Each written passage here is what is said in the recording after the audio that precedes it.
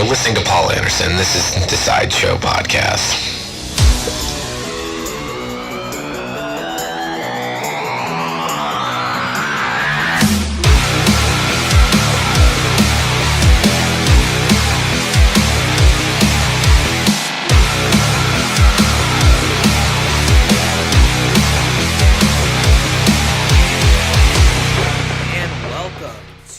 This week's episode of the Sideshow PC. I am your host, Paul Anderson, and next week you're actually going to hear at the beginning of the episode that I'm coming back from vacation, but actually this week I'm coming back from vacation. I feel really good about this week's episode. I'm wicked excited about it. It's actually probably going to be my favorite episode to date. I couldn't be more excited about it because I'm going to be joined by Brandon Davis. And for those who don't know who Brandon Davis is, Brandon has been, if you're watching this on YouTube, you can definitely tell from the backdrop, he has a great career in music. And Brandon has played guitar in the bands Therefore I Am. He played drums for the band Vanna, and now he is currently playing guitar for the band Lions. And as you know, if you watch this show, I'm a huge supporter of all of these bands. I love them all. Their music has been nothing but truly inspirational to me. And sitting down with Brandon, I look forward to discussing their string of shows on the Vanna Farewell Tour, Everything Good Must Come to an End. They will be playing 3 dates out of this tour starting tomorrow night in Providence, and I can't wait. I'm going to be there myself, so if anything you see me, say hi. But if anything, this is going to be a great episode. This episode is brought to you in part by Lyft. If anything, become a Lyft driver today. Lyft will give you a $500 first-time driver's bonus, and if you use the promo code SideshowPC, you'll be helping me out. So definitely check it out if you're interested. If not, it's all good. But I'm going to give Brendan a call right now, and we're going to hop right into it. Thanks. All right.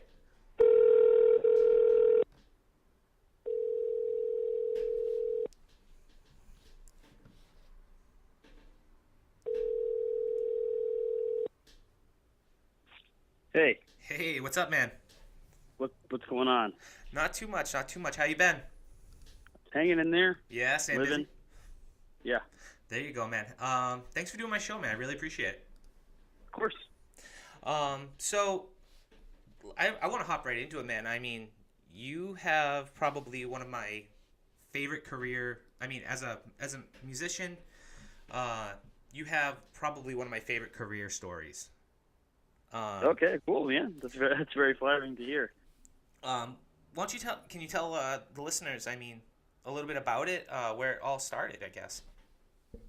Well, I guess my music career really, aside from just like your regular like bands you play in when you're in middle school and high school and stuff like that, I would say like my first actual band was Therefore I Am, and basically that was a band that was some members of a band that we had done before that band that was actually called Dyron, and for whatever reason I think we sort of Dyron stopped playing because we were just getting like a little bit older, and like some of us like were going to go to college and stuff like that, and the other half of us really wanted to pursue music. So me and the bass player of Therefore I Am and the drummer of Therefore I Am continued and found other members, and we did that band for a few. Technically they still play occasionally now, but we did that band for a couple of years, and basically how that transitioned into at some point we met the guys in Vanna, and at that point in time, this was probably around in 2004. I mean, it's quite some time ago. So 2004, we were all living in Boston and just kind of hanging out and like, you know, going to shows and going to parties and stuff like that. And we ended up meeting the guys that were in Vanna, which at the time was just Nick Lambert, who was their guitar player, Evan Pharmacus, who's one of the old guitar players that isn't with them anymore, and then Sean, their bass player. And they didn't have a drummer and they didn't have a vocalist yet. It was just Vanna sort of existed as Nick and Evan just doing the vocals as demos, and then they programmed the drums, and they were just writing music, and that was pretty much it. And basically, when I met them, like I said, at this point, this is over 10 years ago, so I don't remember exact details, but I just know that somehow, I want to say the singer of Therefore I Am at the time, his name's Alex. I want to say Alex actually suggested to the Vanna guys to have me like try out on drums for them, because at the time Vanna, those guys were all in college. Sean was going to Mass Art for sculpture. He's an amazing like sculptor. He makes like the craziest things. And then Nick was going to Mass Art as well for illustration.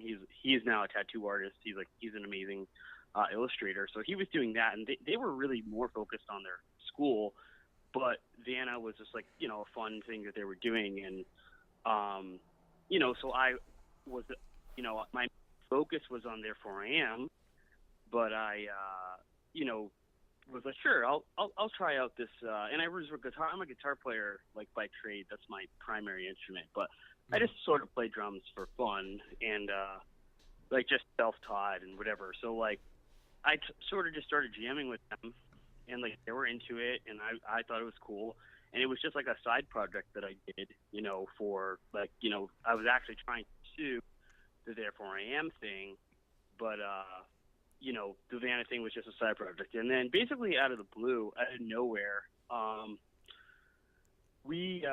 actually, let me go back a little bit. So Vanna, we decided that we wanted to make a recording, you know, even though it was not a very serious band. We were like, we should still make like make an EP. We'll do something. So we went to, I think, Uxbridge, Massachusetts, and we recorded in our friend Ian's basement. He had like a little studio set up there, and we just made this EP, which it ended up being called "This Will Be Our Little Secret." And we just recorded that, and you know, we threw it up on Pure Volume. That was like the site at the time.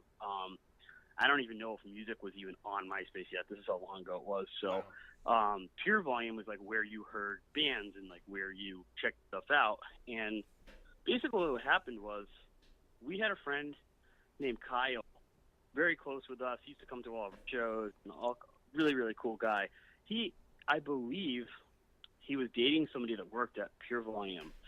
And the way that Pure Volume was set up at the time was there was a section for you that they picked, like to sort of advertise like bands that they were interested in, like as a staff, like staff picks. Okay. And then there was another half of the page that was like a paid advertisement thing. Like you could just pay and have your band on the front page of Pure Volume. So with Kyle, like knowing someone who worked there, Kyle he didn't even tell us that he was doing this.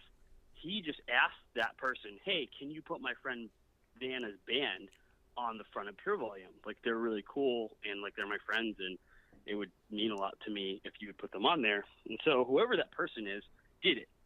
So we saw it, and it was really cool. We're like, whoa, this is crazy. Like, you know, for me, this is a side project, so it's like, this is just like sort of like extra credit. Like, I'm like, wow, this is really cool. Like, this little band that I'm doing is on the front page of a website that gets a lot of views.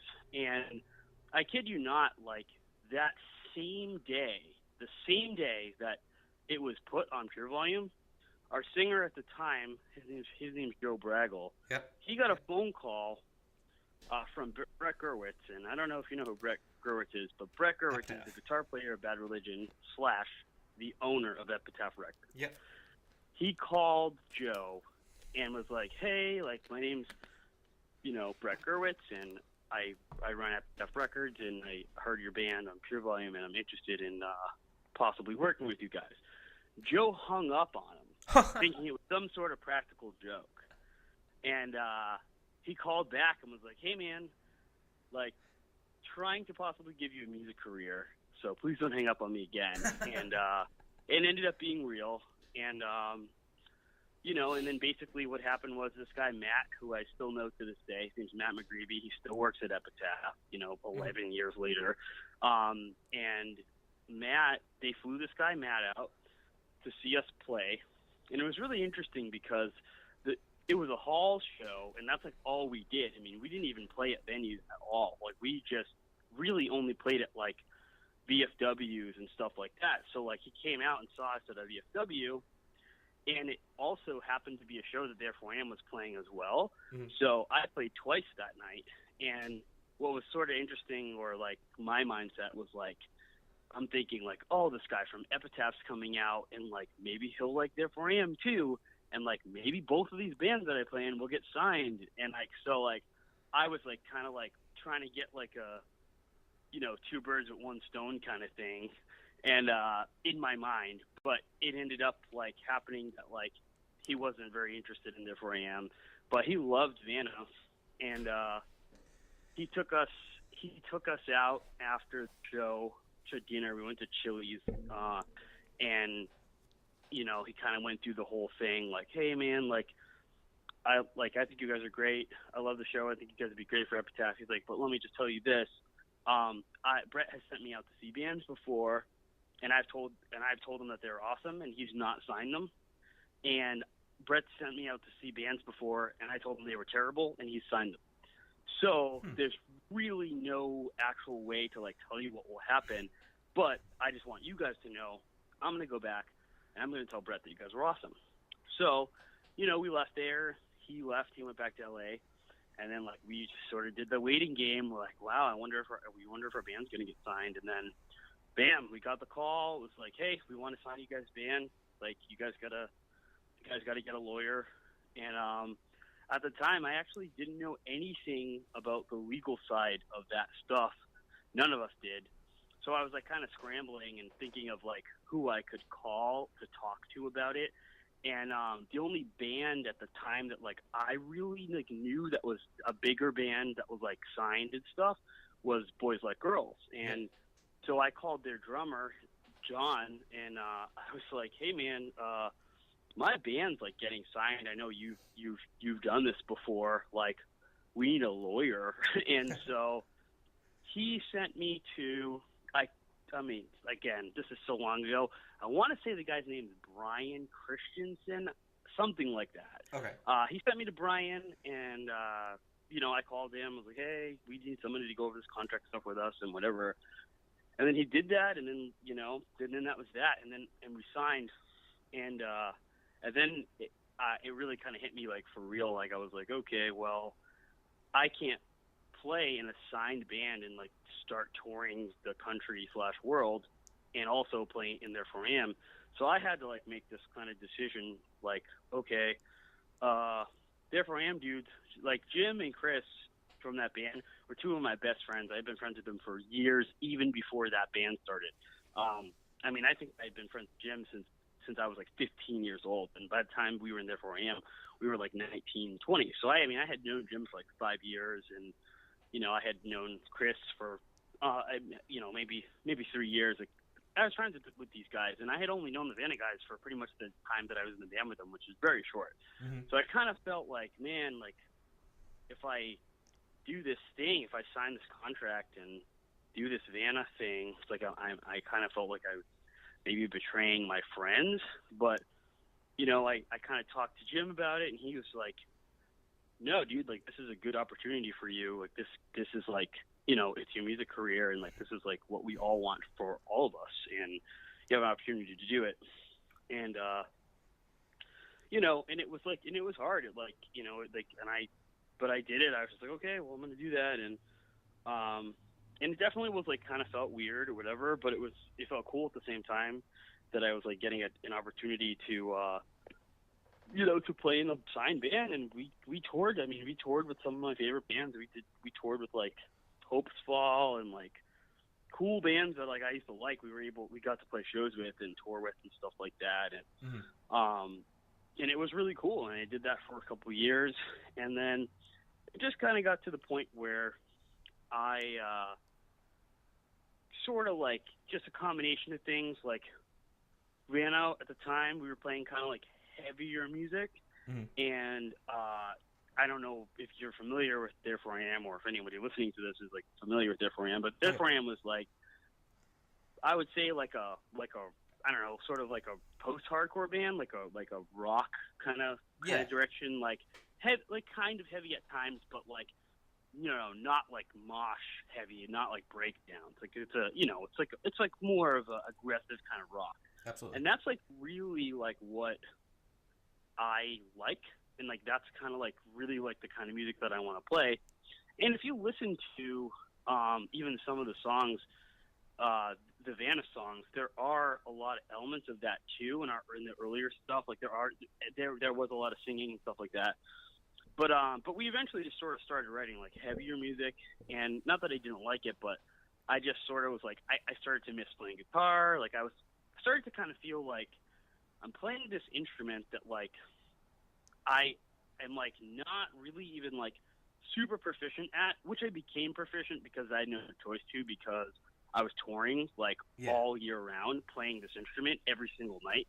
So of course I got good at it, but or in proficient enough to perform. I mean, good is can be viewed a lot of different ways, but so I don't know. I just got to a point and like and how that is too. Like there's personal issues sometimes, and like me and some of the guys sort of butted heads on some things, and like whatever. So eventually I was just like, I'm gonna not do this, and I'm gonna play guitar again. So I ended up leaving the band in a very dramatic way, mind you. I not that I'm proud of this, but I just in the middle of a tour just left. I was like, I'm gonna go home. I was like, I'm gonna not do this anymore, and I just left. Wow. So which resulted in me not being friends with those guys for about a year, almost 2 years. But we since then we have resolved that, and everything's great now. But yeah, I sort of just like, I was really young, and I just was like, I'm gonna leave. So I left, and oddly enough, before I even got home, I had already called a couple of my buddies and was like, all right, I quit Vanna, and no one believed me. Like, because at that time, everybody knew me as like the drummer of Vanna. Like, I was like, this black guy that was just like in this like band, this like rock band with all these white guys, and like I stood out, and I had like dreads, and like I played drums like a Muppet. You know what I mean? Like I just like people knew who you were. That was it. And, like people like that's like what I was known at. Like people knew me for that. And it was almost like that was my identity at the time. So people are not going to believe, like, oh, really? Like, this person quit. You know what I mean? Like, no one would believe that. So no one believed me. I was like, no, really, I quit, and I want to start playing guitar again, like, ASAP, like, before I even get back. So, so what's interesting is I was, like, kind of asking around, like, people, like, who can play in a new band with me kind of thing. And I ended up like on YouTube somehow, and I came across this kid playing guitar, and he just had a very interesting style of guitar. Like I just really liked what he was playing. Not that he was playing anything like phenomenal, but just I liked the note selection, I liked the chord progressions, and I liked like how he was using like delay, and like he just really seemed like would be like the guy to play with me and complement like my guitar playing. And his name was Van, and I didn't even know him. I didn't even know him at all. Like he was a stranger. I just saw him on YouTube playing guitar, and I was like, this is the kid. Like I was like, I need to contact this person. Now, I had seen him before because he did sound at like the Palladium and stuff like that. I had seen him around, but I didn't personally know him. So I started calling other people like, hey, does anybody know this Van kid? Like, how do I reach him? Because I want to ask him if he wants to play music with me. finally, I don't even remember who, but somebody gave me his phone number, and I called them, and I was like, hey, man, I was like, I know you don't know who I am, but I was like, up until pretty much 10 hours ago, played drums in Vanna. I've seen you around. I saw that you play guitar, and you play guitar very well, and I really like what you do, and I was wondering if you're interested in playing in a music project with me. And he was kind of like, what? like kind of like, he didn't say this, but I know he was like, how did you get my phone number? Like, what is going on? Because little did I know, he liked Vanna. He was like a fan of Vanna, and therefore I am. Like, this is a person who liked the stuff that I had done, and like, he considered me to be calling him to be like a flattering situation. So it kind of was really cool. So like the second I got home, I met up with him, and we just started writing. Like, I had riffs that I had written. I used to bring, even though I played drums in Vanna, I would bring a guitar with me, and I had this like, I don't even remember what it was called, but it was made by the Boss, like the company that makes guitar pedals. So it was made by Boss, and it was like this mini recorder. It was a mini digital recorder, almost like a 4-track, but it was digital. Actually, that literally was what it was. It was a digital 4-track, and I would just write songs on guitar in the back of the van for no reason. Like, I just, I'm just a person who writes music all the time. Like, I'm a musician. That's just like what I do. I mean, I'm sure like people that paint things, like they just paint. They don't really know why they're painting, but they're just painting because they enjoy it. So Exactly. It's like the same thing with me. I just, even though I was playing music every single night, I wasn't writing music. So I was always writing music on this 4-track. So I got back, and like, basically all the information gets stored on like an SD card, and like I took that out and exported it onto his computer, and I was like, I have all these songs, I have all these riffs that I've just been writing for the years while I've been touring with Vanna, and I just really feel like we could collaborate on these things. And like, we just started writing, and then we like assembled a couple more guys, and eventually like, it turned into a serious project, and we needed a name. And I don't really know where Lions came from. We were just sort of in Van's kitchen, and something like Lions sort of came up, and Lions are a very stoic creature, and I don't know, we just thought it'd be kind of cool, and also like we like all of us liked as tall as lions, and stuff like that. And it just sort of seemed like fitting. And it's really funny though, because my close friends know that I'm a Leo, so they think that I named the band Lions because I'm a Leo, but that is actually not true. So like, that's kind of like in a nutshell. Sorry for rambling so much. No, but dude. In a nutshell, that's kind of how I went from, Therefore I Am to Vanna to Lions. It just sort of was like a, kids playing music for fun, and then somebody accidentally, like, just randomly finding it and being like, oh, we're going to send this to a record label.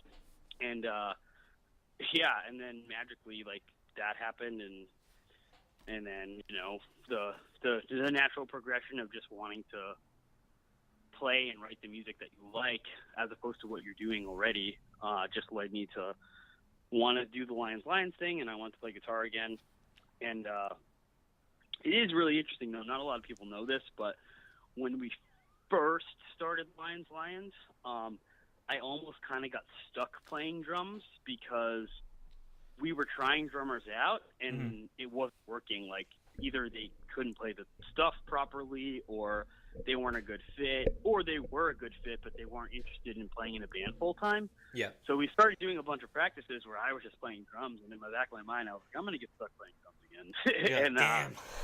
And that didn't happen. We ended up finding a drummer, and and we just started playing out, and just, luckily, I think from some of the connections that I had from playing in Therefore I Am in Vanna, it sort of like gave Lions credibility, at least in New England, for sure. Like, people were able to take it seriously, because they're like, oh, okay, I know Brandon's like had played in these bands that have done reasonably well in the area. Like, yeah, sure, I'll check that out.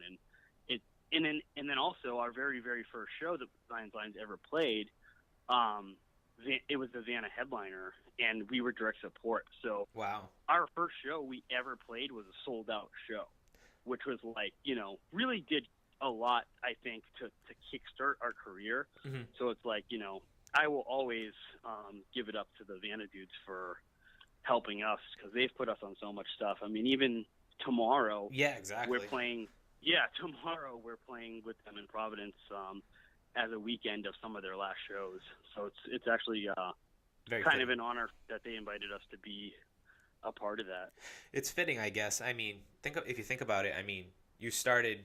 I mean, your first show was with Vanna, with Lions Lines, and you get to continue Lions Lines, and while Vanna's gonna close this chapter. Right. So it's amazing. And that's actually a really good segue into my next question. Is, what kind of emotion did you have when you found out Vanna was gonna finally close the doors? Well, I don't know. I mean, it's like, I guess because like I said, I mean, we started playing in that band Mhm. in 2004, and I stopped playing in it, like right before the start of 2008. So Mhm. like, I played in the band for like 3 years, basically, 2 or 3 years, and then I quit. So as much as I like spent a lot of time with those guys, and I played on like 3 records, and I did the whole thing. I started Lions Lines in 2008. You have your closure, kind of. You know what I'm saying? So now it's like been 9 years, Yeah. and because of that, because I've been so far removed for so long from it, I have no emotional like attachment or like anything really. Like when I think of Vanna, it's almost like I never even was in the band. Like that's how long ago it was. I don't even think of myself as ever being a part of that. Like not in a negative way. No. Just like when 9 years goes by, it's like when you date a girl 9 years ago. Exactly. Like, you're not gonna even like you'll be like, who? Like you barely remember that person. Like if you were to date a girl for 2 years 9 years ago, it's probably pretty unlikely that you think about that person really very often. Yeah. So it's not like, if I had like if you had broken up like a year after I had quit, Mhm. then maybe I would have kind of felt some sort of way. But because I'm so far removed from it, it's like not it's the same as if any band were to break up. It's like, a little easier. Is it easier for you than some of the fans that are out there who are listening to it? Because I know when the news broke, I think it was devastating for a lot of people to kind of wrap their head around it. Totally. I think that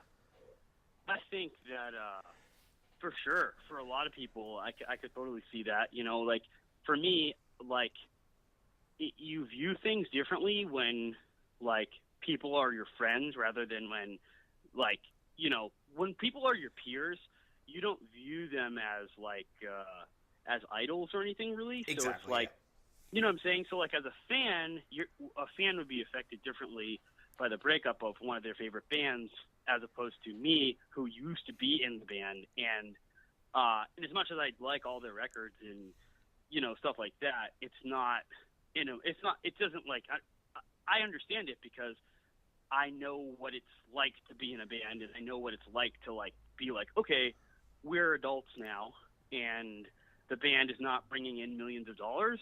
So, it's like once real life hits, you have to make a decision. You have to either put the band on the back burner, which a lot of the times the fans feel cheated when bands do that. Yeah. Sometimes when bands go on like a hiatus instead of breaking up, the fans are like, okay, what do you mean you're on hiatus? So like you're going to play sometimes, or am I ever going to see your band again or whatever? It's kind of weird. So some bands are just like, you know what? Some of us have kids. Some of us have very serious jobs. And some of us are pursuing new careers. Like I told you, Nick is working at a tattoo place, Yeah. and he's a tattoo apprentice, and he's already started doing some tattoos. Davey like owns a company, and then he also is doing speeches at different colleges and high schools around the country, different motivational speeches. Sean works for a company called Firebrand, and he's a higher up at that company. It's like he's been working there for a long time. He even does work from the road. Oh, no kidding. Like while he's on tour with Vanna, he still works for that company.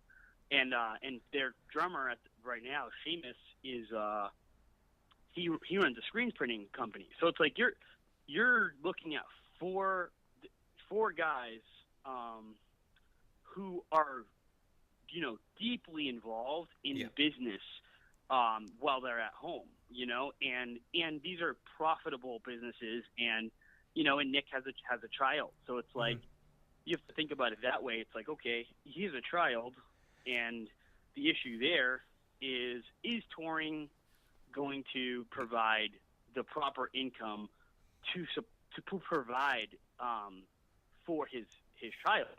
That's your first question. Is it going to do that? If it does, that's amazing. But if it doesn't, then you're dealing with two problems. You're dealing with, great, I'm on the road all the time and I don't see my son. Yeah. And then B, you have, I'm on the road all the time and I don't see my son, and I'm not making enough money to provide for my son. So it's like a double thing where you're like, nah. And that's a lot of weight. That's a lot of weight on on his shoulders too. Yeah, so it's easier. You know what I'm saying? So it's like you're and Davey is married. You know what I mean? Same thing. It's like there's no kids there, but he has a spouse that he's in love with, and if he leaves for months and months at a time, I feel like it's, you know, as much as a lot of people, fans of music that are not in the music industry may not understand this, but you know, the financial part of music, it doesn't matter when you're young because you're not worried about anything. You're a kid, you know. You can go on tour and waste all your money or not make any money and be happy that you got to play in front of people. But when you turn into an adult and things like student loans start hitting and you know, rent and your car payment and stuff like that, at that point you have to go, well, yeah, I love touring, but is my band, is my project that I'm doing going to bring in the kind of money that can pay for all my stuff at home while I'm still out on the road? And if your band's not doing that, then it's just, you know, it's just time to make that decision. Like, you know, you can't have everything. And actually a very interesting way that Van, the old guitar player Lions, a very interesting thing that happened. He wanted to buy some music gear, and I know that he had the money to just outright buy it. But instead of buying the gear with his money, he sold his motorcycle to buy the gear. Oh, I remember. Wow. And I found that to be odd because I was like, why'd you sell your motorcycle when you had the money? And he literally said to me, he's like, because you can't have everything. He's like, you have to sacrifice things to have other things. You can't have it all. Like, and it's unwise to try to have everything. And granted, that's a very simple story. That always stuck with me. Just him saying that, you know, and that's that's a very known concept, but just the way he said it always stuck with me. And it's like, and it's true. Like, you know, you really can't have everything. It's hard. So it's like, if you want to have a happy home life, you just can't be on tour all the time. You know, it's impossible. Like you have to, there have to be balances and stuff like that. And sometimes the money is like, becomes not worth it. You know, there's a lot of bands out there. If you think about a band like A Day to Remember, they just announced that they're going to break up. Now, wait, what? Yeah, that I saw that on the internet. Hopefully that's true. Hopefully I'm not making things up. But let's just say for the sake of our discussion. Yeah, we'll say for the sake of this. Yeah, we'll research that and make sure that's real. Because I don't want to be bumming people out on this. Is this a podcast? What is this? What am I on right now? This is a podcast. We're not live or anything, but it's going up tonight. So cool. So whatever. For the sake of our conversation, let's hypothetically say that A Day to Remember is breaking up. Mm-hmm. Now, I know for a fact that A Day to Remember is a very, very, very, very, very profitable band. Mm-hmm. So if they're calling it quits, it is not a financial thing, and it must be because, you know, they've probably been touring for the past 10 years and are like, okay, it's time for us to be people. Absolutely. Like, you know what I mean? Like, we did our thing. We've made our money. We probably have families that we don't ever see, and it's time for that. And the thing is, granted that Vanna was not on the level of Day to Remember, they are also human beings who have been touring for 10 years, and it's just time. You know what I mean? I think it's just time for them to do that. And the reason why they chose to actually break up, as opposed to hiatus or take time off. I do not know that. I haven't like personally really dug into that too much with those guys, but you know, for whatever reason, they've decided that this is the choice that they want to make. They're all great musicians. I'm sure they'll all go on to do side project type things in some capacity, but you know, to sort of bring it back to what you originally said about the emotional thing, like for me, I just those are just like my friends. Like I don't even really consider it. Doesn't affect me emotionally because I think if anything, what they're doing is probably for the better. I think that they're actually probably improving their lives and their quality of lives by making this choice to not continue the band. And at the same time, I mean, you got to look at it from another standpoint. I mean, look at bands like Under Oath is a fantastic example. Is where they walked away for a while and they come back and they're bigger than ever. I mean, sometimes you just need a moment, and I think for these guys, you know, I think they deserve that moment, being hard workers the way they are. Definitely, I agree fully. So, I mean, I want to back it up a little bit, because I know that you're a fan of all kinds of music, and my main question, I guess, going next is, when did you start to discover like hardcore music or heavy music in general? I would say like very, very, very early in like my interest to play music. Did I get into like heavier music? Because I mean, there's kind of like these staple bands that any person like my age, like gets into when you play guitar. Like when you're a guitar player, like when you want to learn how to play like the guitar, like the electric guitar. Yeah.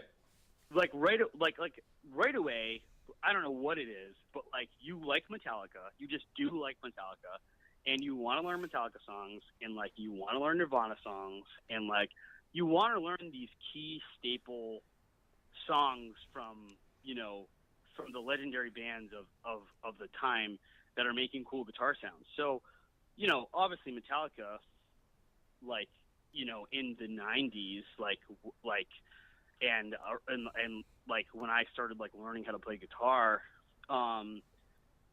they, you know, they were a heavy band. They still are heavy. I mean, they're like the biggest metal band in the world.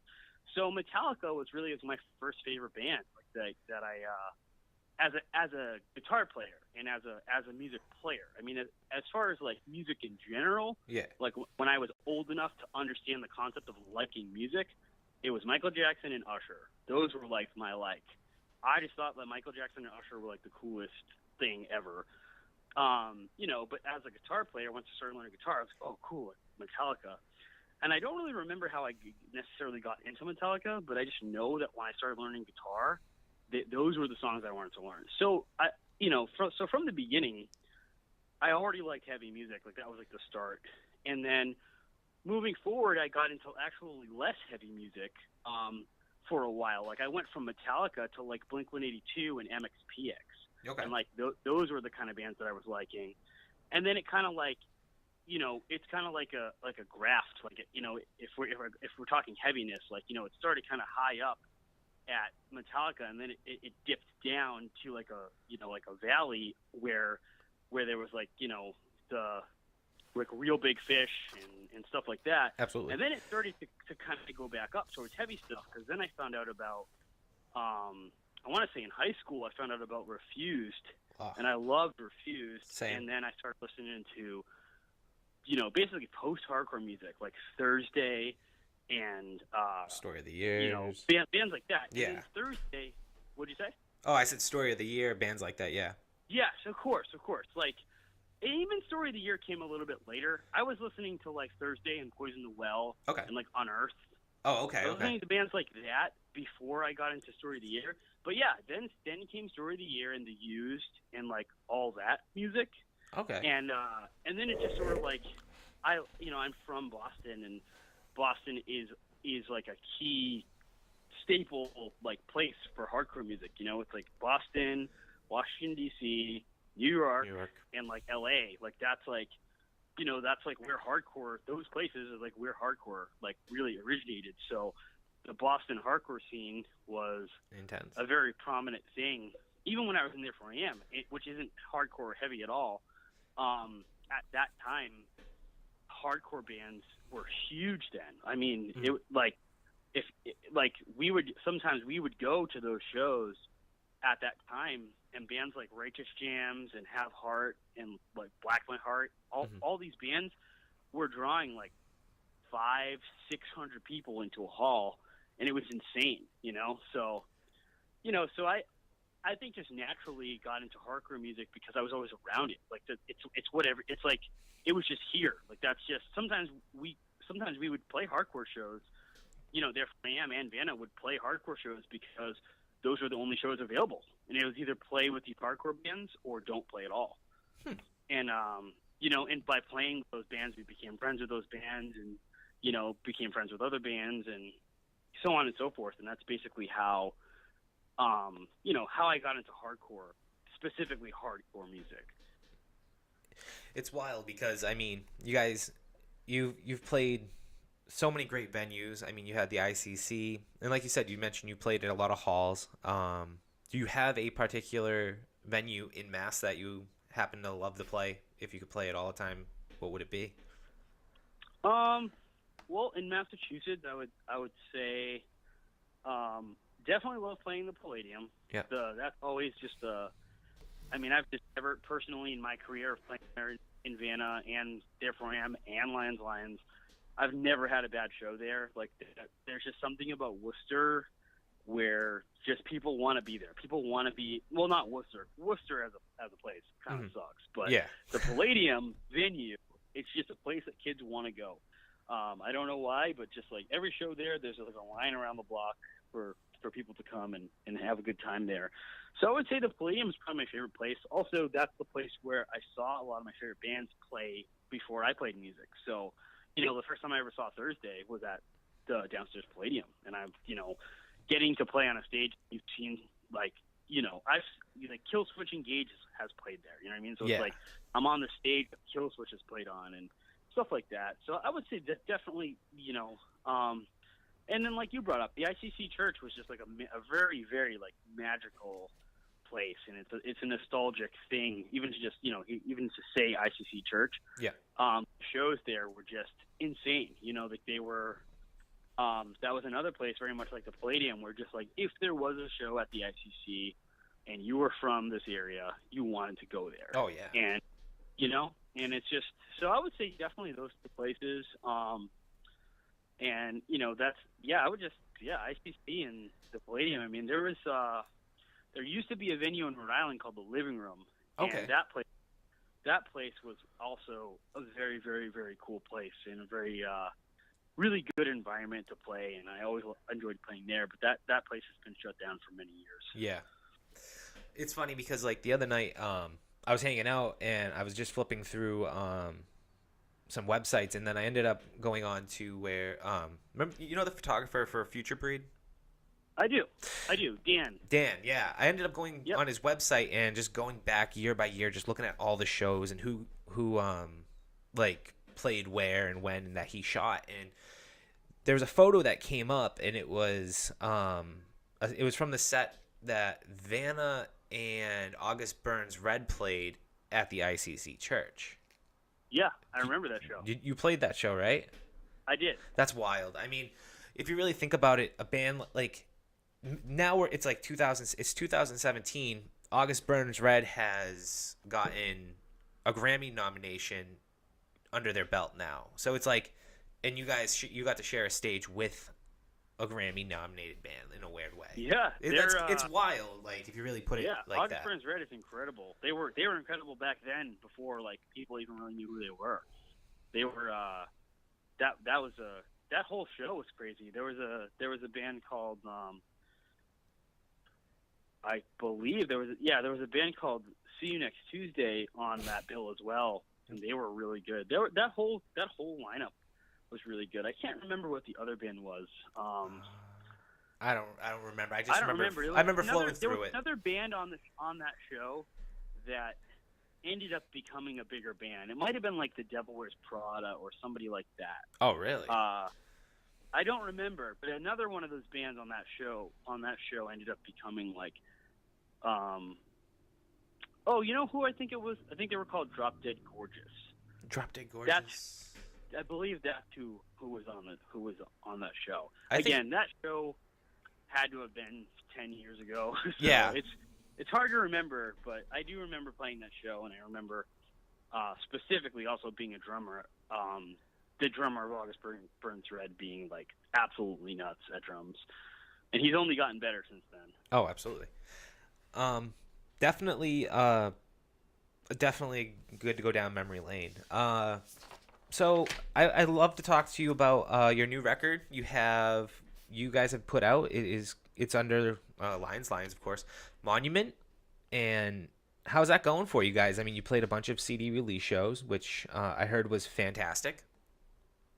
Yeah, Monument, I would say, is probably my favorite record that I played on. I mean, it's we really did it, like, you know, it came from us, like, fully in its wholeness came from us. And what a lot of people don't understand about records is, like, when you're making a record, very often, you know, you go in with a producer, and that producer changes a lot of what's going on. And it's all subjective. So, of course, these changes in the producer's eyes are always better changes, and sometimes the band agrees with that, and sometimes the band doesn't. Sometimes the fans would agree with that, and sometimes they wouldn't. Not that they ever really know, because it's not like fans ever hear what the band went in with. They only hear the finished product. So, being a person who, like, is a songwriter, writing the music and recording it the way that I want it to be, without having a person being like, you know, like, this should be like this, or this should be toned down, or we should take this out, or we should add this, because I'm already doing that as I'm writing the song. I'm already like, this verse is too long, you know, or this verse is short, like, we should add another chorus here. I'm already doing that as I'm doing it. So it's, in my eyes, I'm already making it the way that it's supposed to be. And, you know, writing the songs in that fashion, and then just going in, and because I tracked a lot of it myself. Like, I tracked all of Josh's vocals myself.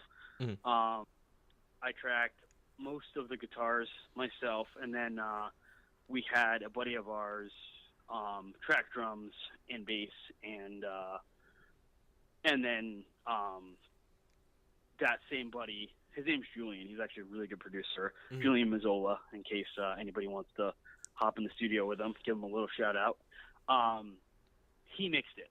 And, you know, so I just feel like the record is just very much us. And it came out really, really the way that I wanted it to come out. Like, mm-hmm. We've done records with other people, and they've made changes that at the time we were like, yeah, okay, we can understand that, like, whatever. But then the record would be done, and then, like, later on, you kind of have that feeling where, like, you know what, this shouldn't have been changed. It was, you know, because you know how that goes. It's like in anything. Like, they always say, whatever is your gut instinct is probably the best thing to do. And it just, there were a lot of gut instincts on there that I let the producer sort of take out and whatever. And it's kind of like, yeah, okay, well, let me, because I want to be open-minded. You know, like, that's their job. They're a producer. That's what they're there for. So, you know, to not use them for that purpose is you know, kind of silly. So I would do that. And to be honest, sometimes the changes that were made were 100% like complimenting the song for sure. But then there were other times where something would get changed, and I would be like, I don't know about that. So just having the freedom to make a record on my own, just, you know, I was very happy with it. It's like, it was like my own creation, and we just, like, you know, we made it by ourselves. And I think that the record came out really the way that I wanted it to. And also just, even the vibe of the record, like, I don't know if you've listened to it yourself, but the vibe of the record has, like, the vibe of bands that I'm, like, the most inspired by. And a lot of those bands, it's funny, whenever I send the record to any of my friends or tell any of my friends to listen to it, I'm like, yo, you should check out the record, because it just sounds like it was made in 2004. And Okay. the reason I say that is because a lot of the bands that I think the record sort of, takes inspiration from are bands like Anne Berlin and Seosin, and like you mentioned, Story of the Year. And it really just has the vibe of those bands that were popular in the mid to early 2000s. And that was like really that time of music was very important to me and very special to me, because those bands I was listening to were literally inspiring me to try to have a music career. And so to me, to kind of take these sounds of these bands and sort of put them all in a blender and then make my own record, and I'll obviously put my own twist on it. It just came out exactly the way that I wanted it. And we also kind of, as we were making the record, like, this wasn't really like decided, but it ended up this way. There's no screaming on the record at all. Yeah. And I actually think that's really cool because, in my personal opinion, screaming, at least at the core of it, what it was originally intended for in any style of music was to express emotion, strong emotion, usually, some sort of aggressive or angry emotion, Yeah. and there's all kinds of yelling and screaming in songs. It's not just like, a lot of people think of screaming and they're just like thinking of like screaming, like, Meshuggah or like some sort of like scream thing. And the thing is, there's all kinds of yelling and emotional yelling and screaming in songs that have nothing to do with heavy music. I mean, think about somebody like James Brown. Mm-hmm. He's yelling in all of his songs, like just yelling at the top of his lungs, and it's to express emotion. And the thing is, this particular record just doesn't have, we as people at this point in our lives, we don't have anything to scream about. Like, we're pretty happy and feel good. So That's a fantastic way to put it, dude. Honestly, no, that's, you know what I'm saying? a lot of people will question that, and I think that's a good way to honestly kind of answer that question for anybody. Like, obviously that's a fan, and you always say, "Oh, why aren't you screaming on this record?" Well, here's your answer, and it's pretty straightforward. You're not at that you're not in that place in your life when you want to write music. Exactly. Like we're not. I'm 31 years old. I don't have anything about. You guys are like the funnest group of dudes I've ever honestly met. Right. That's like, we're just very like kind of, that's just like not really. And again, like, I'm not trying to get pretentious here. There's nothing wrong with screaming in songs. Like I mean, a lot of bands that I like scream the entire time. So it's like, I'm definitely not getting on a high horse here when I say that you don't need to scream. I don't mean that in like, we don't need to scream because we're too cool to scream. Yeah. I just mean that in the sense of like, it just so happens to not really fit the record that we made. And melodic singing just works better. So it just, so we went with that. I mean, let's look at it like this. After this cycle and you guys go back into the studio for another record, if something along the lines of you guys have a reason to scream, then obviously it'll come back and you guys will have a reason again. And that's probably that's probably the right way to look at it from a fan standpoint, I guess. Yeah, totally. I like that, dude. That's awesome. So, I mean, I gotta ask. I mean, one of the things I do follow you on social media, and a lot of the videos that you make that are comedy driven. Tell me a little bit about that, because I find them fucking hilarious. Well, I guess I would kind of need to know specifically what you mean. I've made a lot of really stupid videos over the years. I think one of my favorite. I've made some band stupid videos, and I've made some of my own stupid videos, and I've made some with my friends. So, unfortunately, because I've made so many stupid things, you're going to have to be a little more specific with what you mean. Oh, dude. I remember one time I saw a video that you made for Nick Conway. For those who don't know who he is the lead singer of View from an Airplane. And yes. I found that video absolutely hilarious. I know it's kind of old, but at the same time, though, I mean, you definitely you have a good time. I feel like that's the one thing that's that vibe is like, when I talk with Josh too, Josh always said, you put me and Brandon in the room, like, it's very rarely we're very serious, like we're having a good time. Right. I think that's the biggest thing I take away is like is it do you guys have a lot of fun, I guess, at this point in your career as Lions? I think that's a Yeah, better totally. You know what's interesting though about saying that is like, you know, being and I do feel like this sort of, I mean, obviously this can exist everywhere, but I do feel like New Englanders kind of pride themselves on having like a no BS attitude. Yeah. I feel like you know, and maybe you could agree with me on that. Like, I just feel like people from the Northeast, even not even just New England, I just feel like people that are from this part of the country kind of have like a not like, there's not really sugarcoating, and everybody's like very much themselves. Like, there's not a whole lot of fakeness, and I feel like that's just sort of a thing that exists here, and I grew up in it, and so I'm immersed in it, and I feel like you take in your surroundings. And so at the heart, you know, internally, I like funny stuff and I like comedy, and so in my, you know, videos and music type things, I like to incorporate that because to me, I like it. You know, think about a band like Blink-182. Their whole career is based off of humor. Them just being crazy and making dick jokes and like being silly, and it worked for them, you know, and that's really cool. But what I will say is, and I'm very good friends with this person, and I'm not in any way do I mean it in a negative way, but it's just a true story, so I'm going to tell it. All right.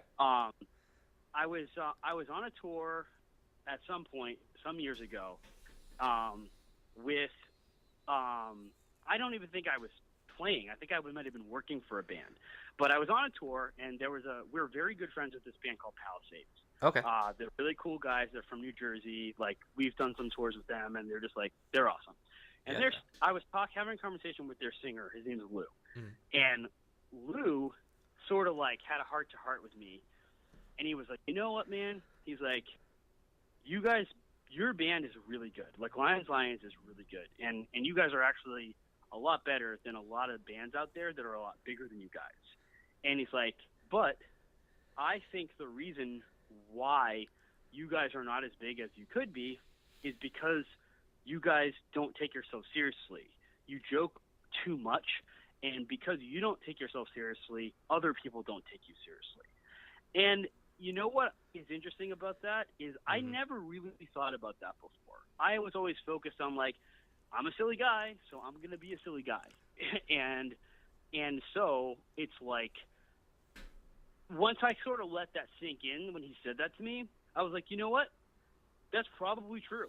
Like, yeah, there are probably some people out here that, like, would prefer a band be very serious, or, you know, because there are a lot of bands out there that you don't see them joking or you don't see them smiling, and it's like they have a vibe that's like not about that. Yeah. And the thing is, for me though, is I would rather have no career and have no success and be my silly, goofy self than pretend that I'm not, you know, a silly guy and be, you know, on top of the world, doing, like, acting like a person that I'm not. Yeah.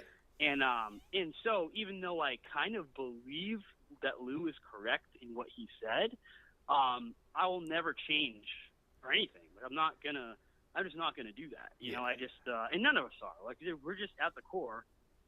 We're just like, you know, we like to make jokes and we like to be funny. And like when we play our shows on stage, we're saying stupid stuff. You know, it's just like in acting stupid, and that's just like how we are. It's funny that this subject has been brought up. No one knows this yet, but we just shot a new music video for one of the new songs on the record.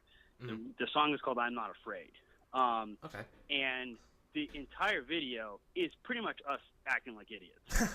And it's one of my favorite music videos we've ever made, and I'm like so excited to release it, which I don't know when that will happen, but I'm excited. We'll spread that. I love it. It's more of that, if you know. So it's like, sure, maybe there's gonna be people out there that are like, this is really stupid. I like this song, but these guys are dumb. It's like, okay, well then that's fine. I'm At gonna least you mash like it the in song. your face. You know? Yeah, no, dude, I love it. That's actually probably the best way to do it. Is, you know, people are, I mean, like Lou said, don't be too serious, but at the same time, you're kind of, at this point, kind of gonna mash it in people's faces, but not on purpose, just because that's who you guys are and that's what's up.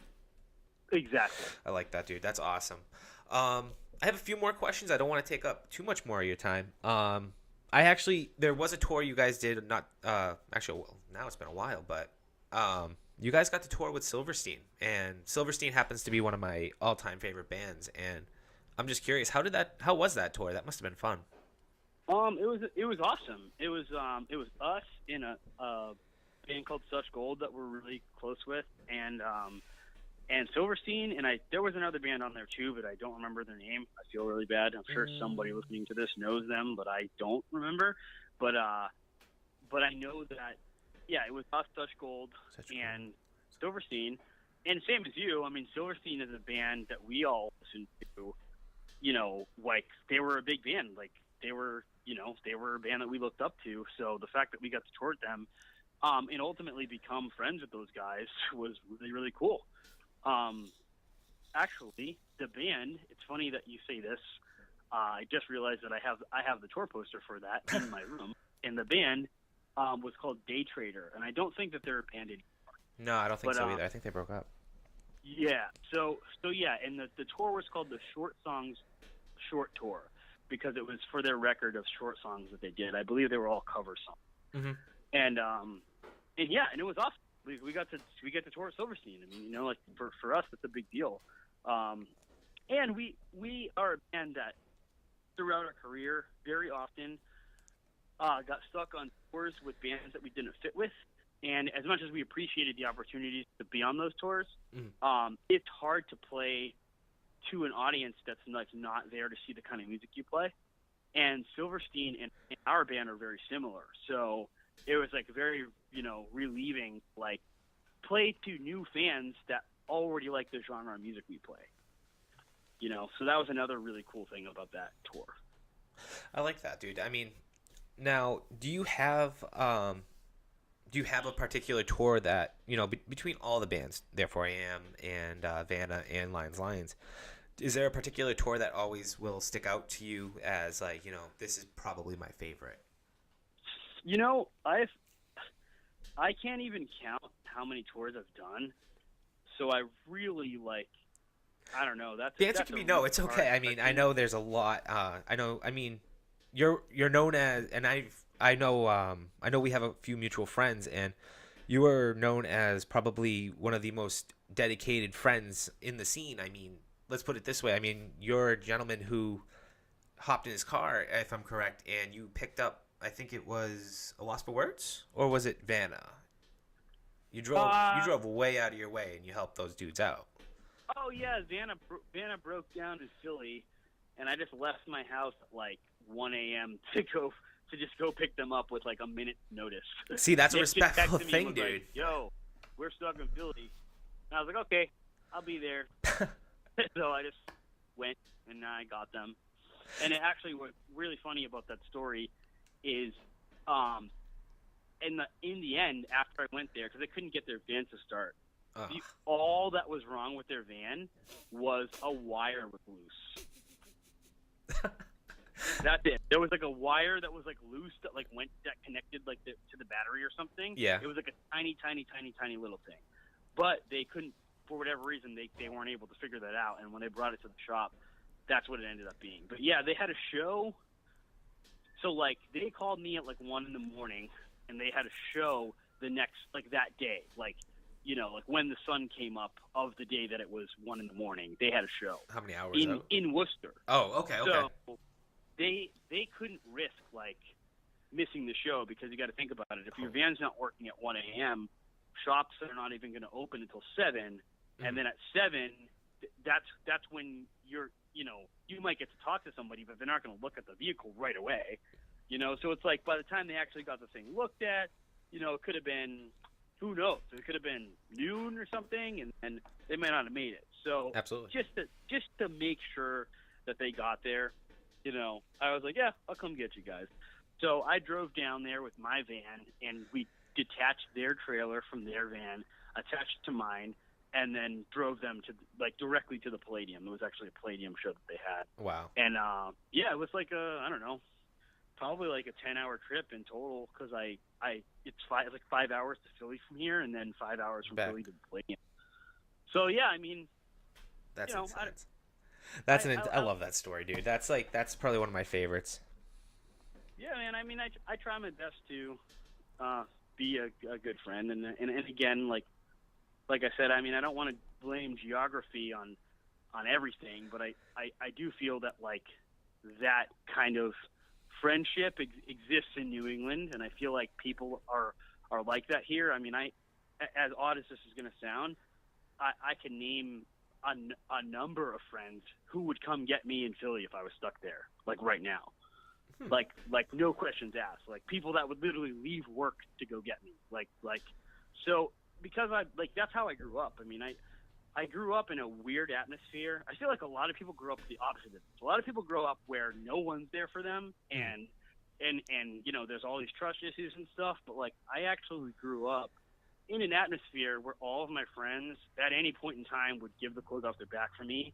And that taught me to be that way, you know, like, oh shoot, like this is how it is. Like if somebody needs help, you help them no matter what. Okay. That's respectful. Even if it's going to hurt you to help someone else, like you do it, you know? And that's just kind of like how I grew up, and like that's just how I am, you know, like that's how I try to, you know, that's how I try to spread that. Like I try to, in any way that I can, I try to push on people like, yo, you know, we should all probably try to get along with each other. Absolutely. We're not here for that long, you know? All right, so I have two more questions. Usually during these, like I do a lot of interviews with different artists and musicians. My question for you is, if you're stuck on a desert island and you had one record, what would that record be? Man, that's Loaded. a tough question. If I can only listen to one record. One record. Whew. One record. I'm stuck on a desert island. Let's see. Okay. Honestly, that's really tough. But I'm gonna have to go with Michael Jackson Bad. Michael Jackson Bad. Okay. Yeah. Do you have a reason why? Just because I feel like that's a record that I could listen to on repeat without like wanting to kill myself. There you go. You know, definitely Michael Jackson Bad. I mean, I don't know if I were to stick in the realm of the genre of where my band kind of lives, I would probably say Receiving End of Sirens, Between the Heart and Synapse. Okay. Because that is a record that I have been listening to since it came out. I mean, a minimum of once a month since it came out. But I have never gone more than a month without listening to that record before. That's never happened. So that's what I would choose if we're going in rock realm. Okay. All right. I like it. So I know for a little bit you got Lions was very you guys were quiet, and I know that you were busy. You were on the road a lot. I know you did Warped Tour with Color Morale. Yeah, yep. I was a guitar tech for the Color Morale. You got the tech for them, and then just recently, if I'm correct, did you tech for Everytime I Die? I did, yeah. I teched for Everytime I Die on 3 tours. That's insane, dude. How was that? So say that again? That's insane. How was that? It was awesome. Those guys are probably some of like the nicest people I've ever met in my entire life, to be honest. Mm-hmm. And you know, with them all being like a little older than I am, like, which is not normally the case. Like usually I'm touring with people that are younger than me or the same age, and with them being like a little bit older, like, you know, you could just sort of pick up on like that, like, you know, that these guys know what they're doing. You know? Like they're straight up. They are like a professional, fully functional like touring machine, and they just, you know, they have the kinks worked out. You know, they've been touring for like 20 years. So it's like, you know, everything just works the way it's supposed to. And, you know, and those guys just, you know, they're essentially a legendary band. Mm-hmm. You know, like exactly. They are like, you know, like that's straight up. I mean, they are like, they're the band that made it. Like, out of all the bands that sounded sort of similar to them from that time, like the era that their band was like, that genre of music that they play was very popular. Like, their band is the one that made it, and their band is the one that made. I personally feel their band is the one that made the most impact on on people. Yeah. Like, because they put on one of the best live shows I've ever seen in my life. And then they also back it up by making some of the best records I've ever heard. And usually a band only has one of those things. A band makes a record that's like, meh, and then they're amazing on live, and then you're confused because you're like, why is this band better live than they are on recording? When recording, you have the option of making everything perfect. Exactly. And then, or it's the other way around, where the record is amazing and polished and sounds unreal, and then you go see the band live and you're like, what? This sounds terrible. So, Every Time I Die, they just nail it. Their newest record, Low Teens, is just like unbelievable, and it sounds just as good live as it does on the recording. Like, they know what they're doing. Like, you can just tell that they're seasoned, like, veterans of the music that they play. Now, were there any tips given out to you? I'm sorry to cut you off. Was there any like tips kind of going forward? Like you said, they're seasoned veterans. Say that one more time. Oh, I said just like with them being seasoned veterans, were there any talks of like kind of like tips and different things that you might want to try to use, or is it a lot of it like just that's how they are and it works for them? I mean, for the most part, I would say like there were like I'm sure there were like things here and there that I wasn't aware of that they might have like enlightened me on. Uh-huh. But overall, it was just sort of like, just seeing how, like, just watching them do what they do. Yeah. And more so, that's like what I mean. Like, just watching them be Every Time I Die, you could just see that it's different. Like, when other bands would go on stage and set up or whatever, like, and do their thing, like, yeah, maybe it would be great or whatever. But there's just like something changes when they go up there. Like, when they go up and they plug in and like their set starts, the environment and of the room and the vibe of the room changes. It becomes an Every Time I Die show. Huh. Like, yeah, it's just like, it's hard to explain. There's not a lot of bands that have that vibe, and another band that has that can also do that is the Chariot. Obviously they don't more, but the Chariot was a band like that as well, which obviously makes perfect sense because they're a band that's very close friends with Every Time I Die and did a lot of touring with Every Time I Die, and they're another one of those bands where like they just, when they go on stage, it's like your attention is there, and that's impressive, because sometimes people don't even listen to that kind of music. And when you can still be so demanding on the stage and kill it, like to the point where people who aren't even there to see you leave a fan of your band. I know for a fact, the last tour that I did with Every Time I Die, there were a large amount of people that were going there to see the direct support band. They're called Knock Loose, another really good band.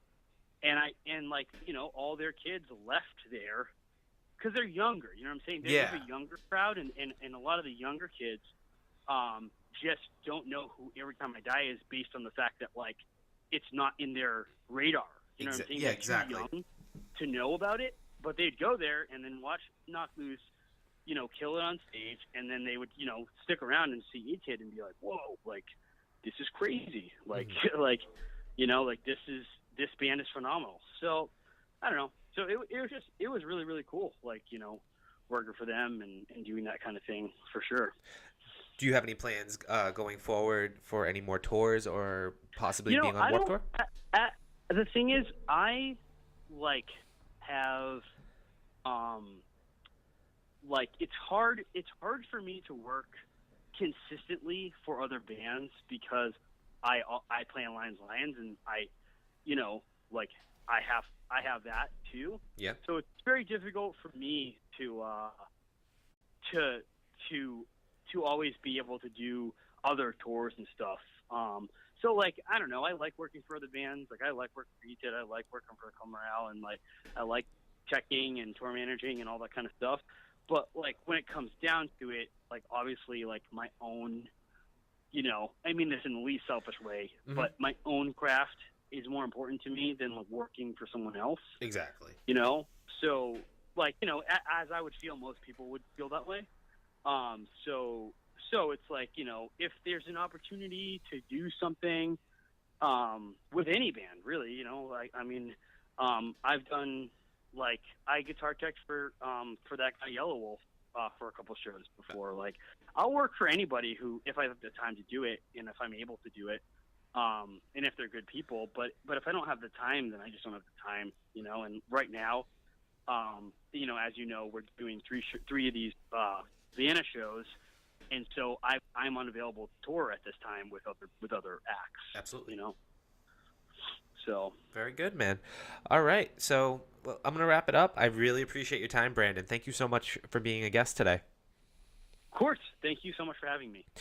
At the end of the episode, usually we play a song from your band. So if you want, pick a Lions song, and I'll play it at the end of the episode. Oh, okay. I don't really know. Let's see. What song should we go with here? I don't know if it's going to be off the new record. I would probably just say the first track, Circles. I'll say just go with that. That's a fun one. Circles? All right, Circles it is. All right. So, yeah, that was Brandon Davis of Lions, and I appreciate having him here. You're listening to Circles, and this was the Sideshow PC, and I'm Paul Anderson, and I'll see you next week. Later.